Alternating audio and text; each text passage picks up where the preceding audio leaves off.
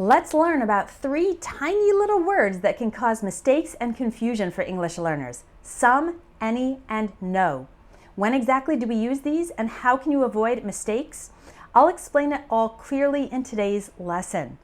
After watching, make sure to download the free lesson guide to try the quiz inside. Then you can be sure you've really understood when to use some, any, and no. We'll start with some or any. Use some in positive statements. I've read some good books lately. Use some with uncountable nouns and with plural countable nouns. But with singular countable nouns, just use a or an. So I've read a good book lately. That's when it's just one book. And we use any in negative statements. Those are statements with don't, didn't, haven't, etc. I haven't read any good books lately. I have read some good books lately.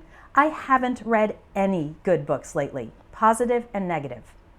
Again, we use any with uncountable nouns and with plural countable nouns. But with singular countable nouns, just use a or an. So we would say, I don't have any pencils, because pencils is a plural countable noun. I don't have any paper. Paper is an uncountable noun. But if it's just one thing and it's countable, don't say, I don't have any dictionary. Instead, you should say, I don't have a dictionary. And we also use any in questions. Have you read any good books lately? Do you have any paper I could use? There's one exception, and that's we always use some when offering something. Would you like?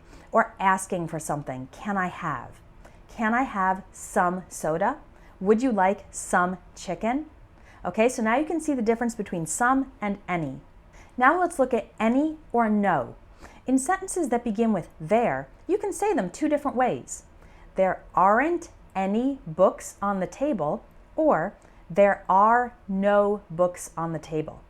There isn't any milk in the fridge, or there's no milk in the fridge. There wasn't any music at the party, or there was no music at the party.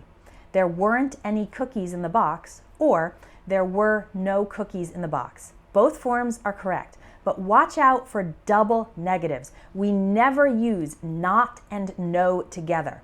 So don't say things like there aren't no books on the table or there isn't no milk in the fridge. You need to pick one form or the other, but not a double negative with both together. The same rules for some, any, and no apply to something, anything, and nothing. So here's a positive sentence. I want to try something new this year.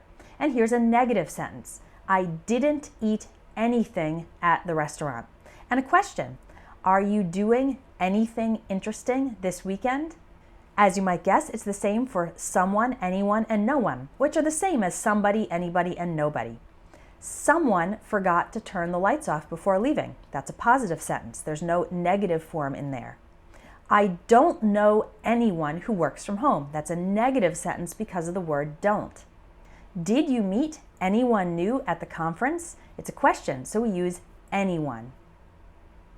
And let's see some examples with somewhere, anywhere, and nowhere. Positive sentence, let's go somewhere warm on our next vacation. Negative sentence, I can't find my keys anywhere. Question, did you go anywhere else before coming home?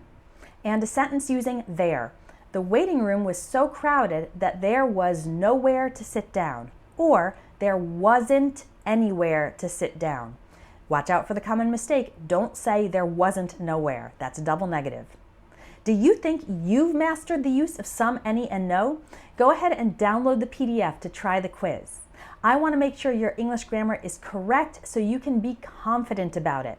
You can learn a lot more inside my basic and intermediate grammar ebooks, as well as my advanced grammar course. These are all available at my website, espressoenglish.net. I hope to see you there.